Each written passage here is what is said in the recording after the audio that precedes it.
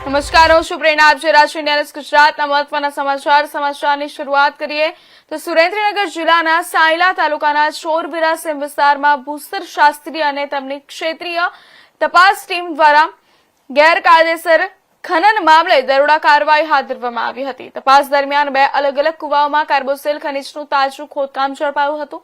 પ્રથમ કુવા પરથી 2 લોખંડી પાઇપો, 1 બકેટ, 1 લોડર તેમજ 3 ડમ્પરો મળી આવ્યા હતા, જેમાં ડમ્પર આશરે 15 મેટ્રિક ટન કાર્બોસિલ ભરેલું હતું. ડમ્પર ખાલી હાલતમાં મળ્યું હતું, જ્યારે ડમ્પરમાં આશરે 25 મેટ્રિક ટન કાર્બોસિલ ભરેલું મળી આવ્યું. બીજા કુવા પર પણ લોખંડની પાઇપો મળી આવી હતી. બંને કુવાઓમાંથી કુલ મળી આશરે 60 મેટ્રિક ટન કાર્બોસિલ ખનીજનો જથ્થો ઝડપાયો હતો. તપાસ ટીમના સર્વેયર દ્વારા કુવાઓની માપણી પણ કરવામાં આવી હતી. આ સમગ્ર કાર્યવાહી દરમિયાન અંદાજે 1 કરોડ 10 લાખનો મુદ્દામાલ સીઝ કરી સુરેન્દ્રનગરના બહુમાળી ભવન ખાતે જમા કરવામાં આવ્યો છે. સમગ્ર મામલે વધુ કાર્યવાહી હાથ ધરવામાં આવી રહી છે.